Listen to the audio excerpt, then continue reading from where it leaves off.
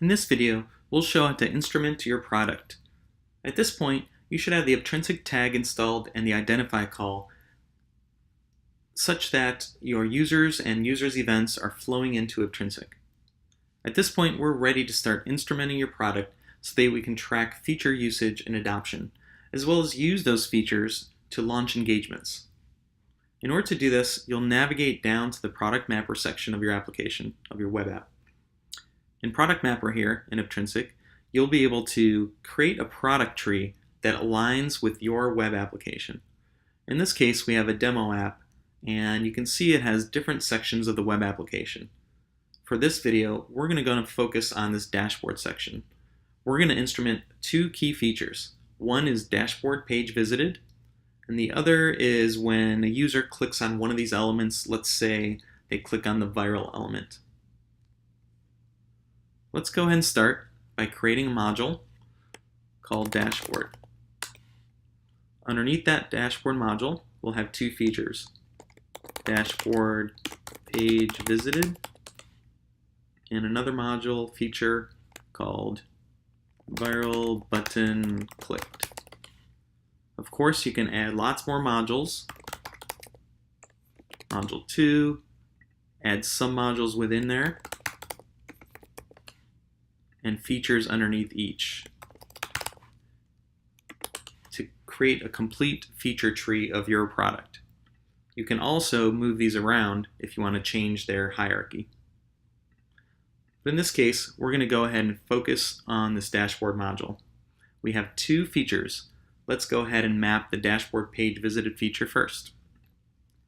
We'll right-click and say Add URL. We'll copy the URL of the page we want to visit and paste it in.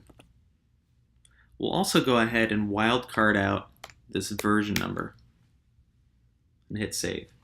It's just that easy. Now, anytime a user comes into that page URL, this dashboard page visited feature is going to fire. Let's also finish up by going ahead and instrumenting this viral button clicked element. In this case, we can do this by clicking on Add Event Rule and typing in the URL of the scope and manually typing in the selector for the element we want to feature trigger off of.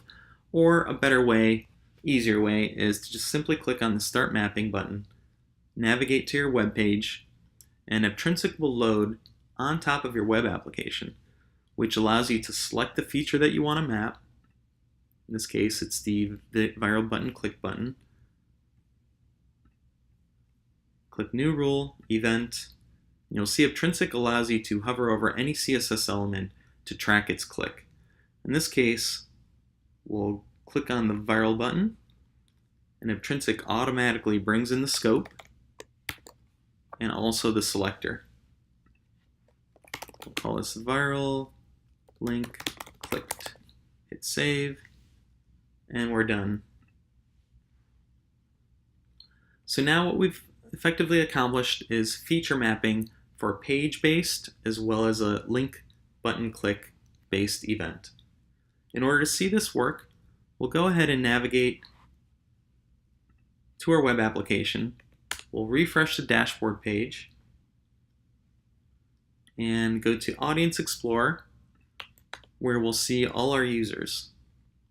In this case, I'm logged in as Tom. I'll look at the full profile, select the recent activity. I'll refresh the recent activity, and you can see a page was viewed and it was mapped to that dashboard page visited feature.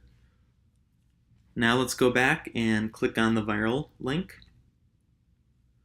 Go back to Aptrinsic, refresh the activity, and you'll now see the viral button was clicked, was mapped to that feature that we created.